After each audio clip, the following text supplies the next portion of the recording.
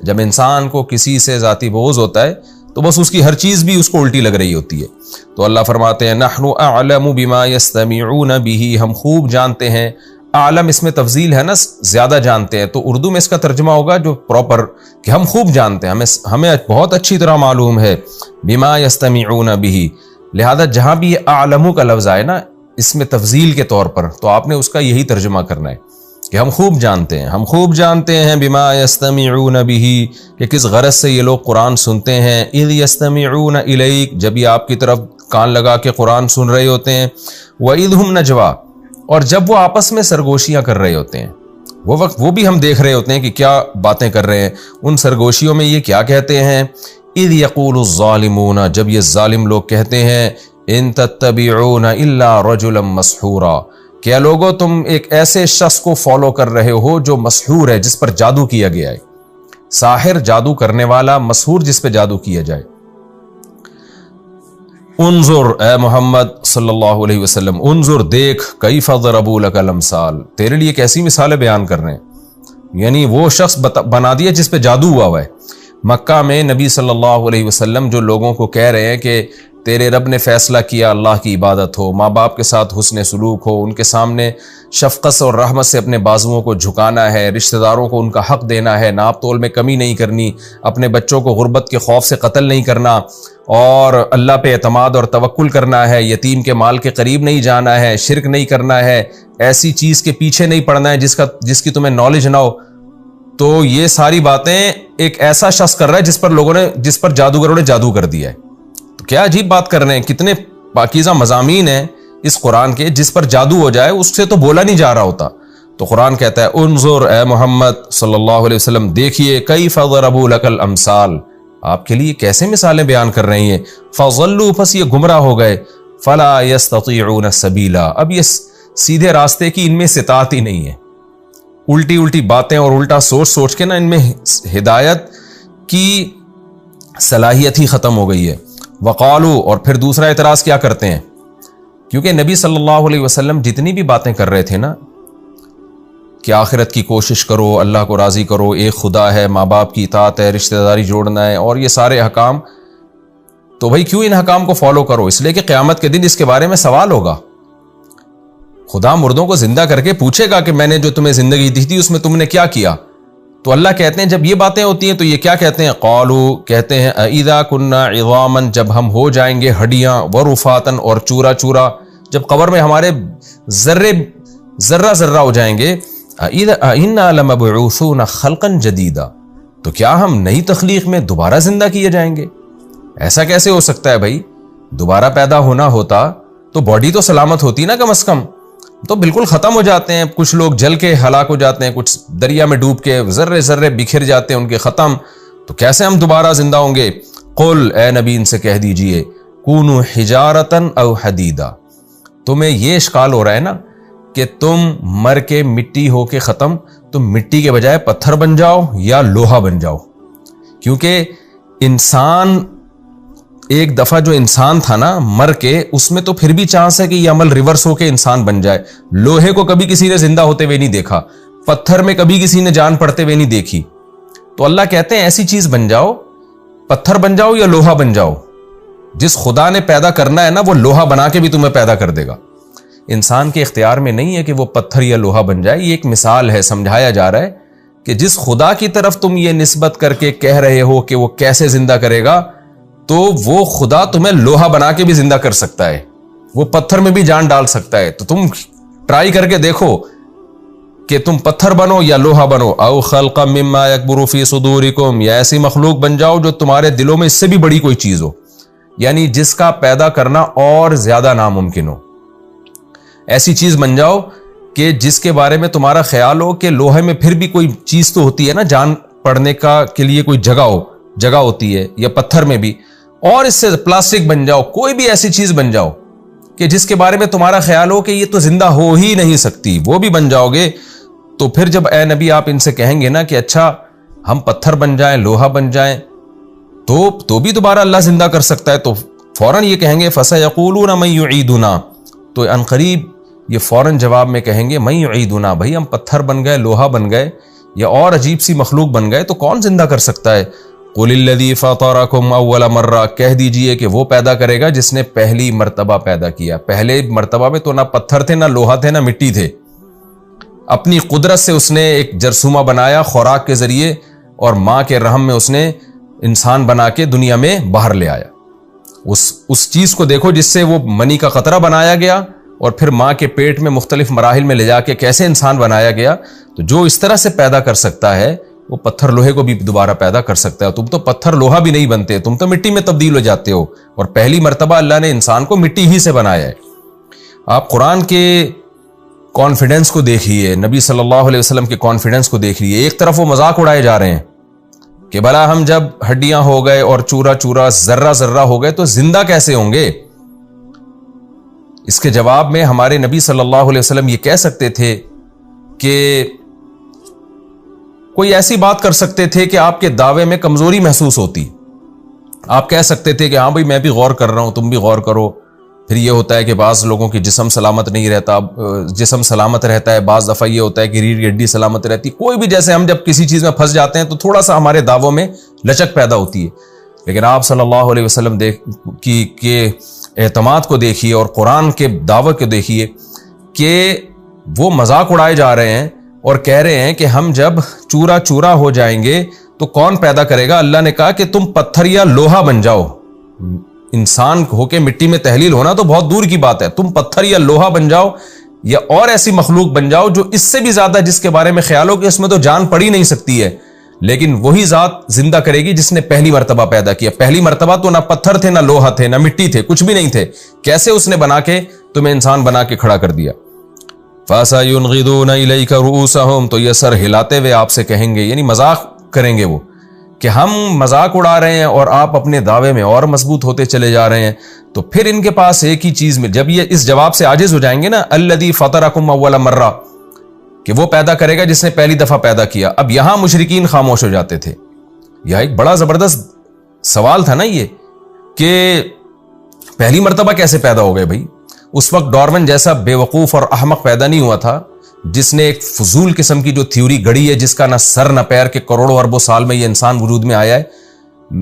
अगर आप रात की तन्हाइयों में बैठ के गौर करो ना, खुदा की कसम, ला इलाहा इल्लल्लाह, इससे बड़ा झूठ और इससे ज्यादा मुज़हिका खेज कोई दावा नहीं हो सकता कि इर्तिका के नतीजे में इंसान को माना जाए कि ये करोड़ों अरबों साल में एक सेल बना और सेल तरक्की करते करते यहां तक पहुंचा। इतना बड़ा झूठ और इतनी मुज़हिका खेज बात है ना। लेकिन खुदा जब इंसानों की अकलों पे पर्दा डाल देता है ना, उनके गुनाहों और खुदा से नफरत की वजह से, क्योंकि जब आपको खुदा से नफरत होगी ना तो फिर नफरत के नतीजे में आपने गढ़ना है। खुदा को तो आपने मानना नहीं है, तो कुछ ना कुछ फलसफा आपने गढ़ना है। तो ये वो लोग हैं जिनके बारे में कुरान कहता है कि खतमल्लाहु अला कुलूबिहिम व समइहिम, इनके दिलों पे और समात पे मैंने मोहर लगा दी। एक रोबोट वजूद में नहीं आ सकता, एक बेजान तस्वीर खुद ब खुद वजूद में नहीं आ सकती।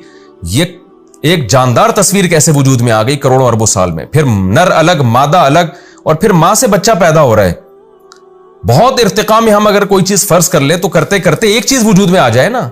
ये एक चीज कैसी है कि नर मादा का मिलाप हो रहा है और 9 महीने के अंदर बच्चा बन के पैदा हो रहा है और पैदा होते ही मां की छातियों में दूध पैदा हो रहा है। तो मुशरिकीन मक्का में भी इतनी अकल थी कि उन्होंने डार्विन की तरह से कोई नजरिया गढ़ा नहीं, यहां के वो फंस जाते थे। जब कुरान कहता है अल्लज़ी फतरकुम अव्वल मर्रा, जिसने पहली दफा पैदा किया। माँ बाप खुराक खाते हैं, उसी खुराक से स्पर्म बनते हैं, उसी स्पर्म से नर और मादा जरसूमे बनते हैं, फिर वो माँ के पेट में जाते हैं और कैसे बच्चा पैदा होकर आंख नाक कान सब चीजें बना के दुनिया में आता है और बेहतरीन दिमाग लेके आता है। मैं एक मुसलमान, अब तो मुसलमान डॉक्टरों ने भी वही उनकी अंधी तकलीद में वही बातें शुरू कर दी हैं। एक डॉक्टर की मैं क्लिप देख रहा था, वो कह रहा था कि हमारा दिमाग इन चीजों से बना है और अरबों खरबों साल में ये दिमाग वजूद में आया है इर्तिका करते करते। तो इनके दिमाग ने अब तक इतना भी इर्तिका नहीं किया कि वो ये अपने दिमाग के बारे में फैसला कर सकें कि ये खरबों साल में भी ऑटोमेटिकली इर्तिका के नतीजे में नहीं हो सकता। खरबों क्या, खरबों को खरबों से आप जरब दे दें तो भी नहीं हो सकता। बस खुदा से नफरत है, उसका किसी तरीके से इंकार करना है। तो मुशरिकीन मक्का चूंकि यहां के वो फंस जाते थे कि भाई पहली दफा कैसे पैदा होता है। तो वाकई जो पहली दफा पैदा कर सकता है अपनी कुदरत से, वो दोबारा भी पैदा कर सकता है। तो यहां आके फिर वो सवाल घुमाते थे और कहते थे फसयुनगिदून इलैका रूसहुम, सर हिलाते हुए आपकी तरफ आएंगे और कहेंगे मता हुआ, अच्छा अगर ये होगा तो कब होगा। जैसे आप कहते हैं ना, कोई शख्स पेशगोई करे कि ये काम होके रहेगा, जब आप फंस जाते हैं तो फिर आप उससे तारीख मांगते हैं, अच्छा भाई तू बता कब होगा ये। तो वो ये समझते थे कि मोहम्मद सल्लल्लाहु अलैहि वसल्लम डेट तो बताते नहीं है क़यामत की, तारीख तो बताते नहीं है, तो हमें फिर यहां मजाक उड़ाने का मौका मिलेगा। भाई आपका तो दावा ही मुबहम है, आप तो जो दावा कर रहे हैं उसकी डिटेल खुद आपको मालूम नहीं है, तो आपका दावा कैसे कबूल होगा। तो ये एक उनको मौका मिलता था मजाक उड़ाने का। तो फसयुनगिदून इलैका रूसहुम व यक़ूलून मता हुआ, मजाक उड़ाते हुए कहेंगे ये कब है।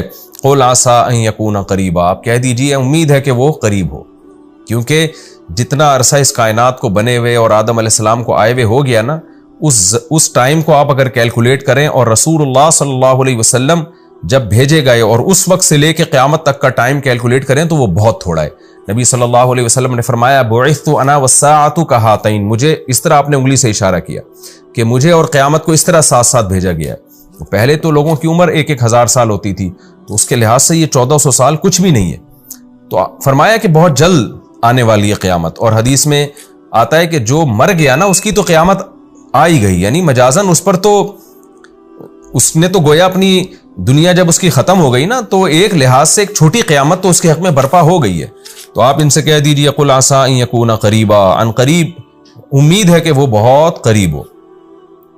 तो ये इस तरफ इशारा है कि मुझे क़यामत की तारीख का इल्म नहीं है, अगर और ये इल्म ना होना इसकी अलामत नहीं है कि क़यामत वाक़ई नहीं होगी। आपको क्योंकि मैं तो जो अल्लाह का पैगाम है वो तुम तक पहुंचा रहा हूं। अल्लाह ने मुझे बताया कि क़यामत कायम होगी।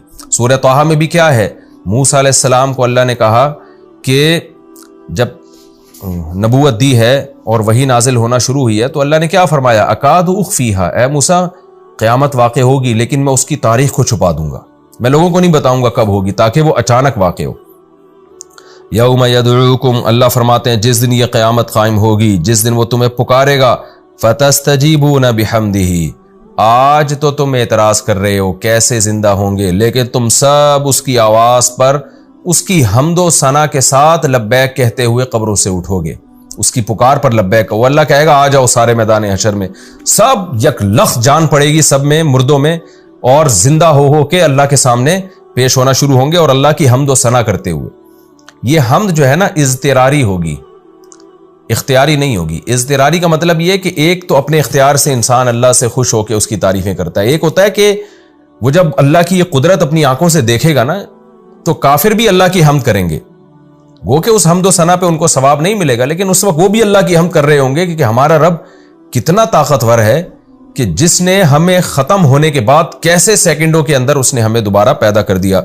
वतज़ुन्नून इल्ला बिस्तुम इल्ला क़लीला, और आगे अल्लाह ने फरमाया कि तुम क़यामत को दूर समझते हो ना, कि बहुत देर से आ रही है, और इसको इस बात की दलील बना रहे हो कि आएगी नहीं, क्योंकि आना होता तो आ चुकी होती।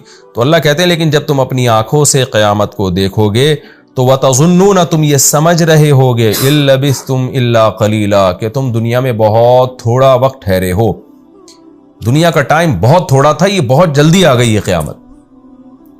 तो ये मजमून हमारा यहाँ अल्हम्दुलिल्लाह रुकू मुकम्मल हुआ, और इस रुकू में का हासिल भी यही है कि अल्लाह ने पहले अक़ीदा तौहीद को बयान किया और बताया कि हम इस कुरान में बार बार अपनी आयात को फेर फेर के पलट पलट के बयान करते हैं ताकि लोगों को नसीहत हासिल हो। लेकिन जो बदबख्त लोग हैं, नसीहत हासिल करने के बजाय उनके दिलों में कुरान से नफ़रत कम होने के बजाय बढ़ती चली जा रही है। फिर अल्लाह ने नबी सल्लल्लाहु अलैहि वसल्लम और अहले ईमान को तसल्ली दी कि इन लोगों पे कुरान का असर क्यों नहीं होता, इसलिए कि ये अच्छी नीयत से सुनते ही नहीं है, लिहाजा अल्लाह ने इनके और कुरान के दरमियान पर्दा डाल दिया है। फिर अल्लाह ने फरमाया कि जिस नीयत से ये सुनते हैं वो गरज भी हमें मालूम है, वो भी फसाद की नीयत से कि ऐब तलाश करेंगे और मजाक उड़ाएंगे। फिर अल्लाह ने क्या फरमाया कि ये आपके बारे में कैसी बातें करते हैं, कहते हैं कि लोगों तुम एक ऐसे शख्स को फॉलो कर रहे हो जिस पे जादू हो गया है, और फिर आपके इस दावे का भी मजाक उड़ाते हैं कि आप जो कहते हैं कि मौत के बाद दोबारा जिंदगी है, तो कहते हैं हम जब हड्डियां हो गए तो कहां से जिंदा होंगे। तो अल्लाह ने बताया कि तुम पत्थर बन जाओ, लोहा बन जाओ, और कुछ भी बन जाओ, अल्लाह दोबारा जिंदा कर देगा। तो फिर मजाक उड़ाते हुए कहते हैं अच्छा कब जिंदा करेगा। कौन जिंदा करेगा, यानी हम पत्थर बन गए तो फिर कौन जिंदा करेगा? तो कह दीजिए कि वही जिसने पहली दफा पैदा किया। अब यहां जब ये फंसेंगे तो फौरन सवाल कहेंगे अच्छा फिर उसकी डेट बताएं। तो आप इनसे कह दीजिए कि मुझे तारीख मालूम नहीं है, मैं उसी इल्म को फैलाने का मुकल्लफ हूं जो इल्म अल्लाह ने मुझे दिया।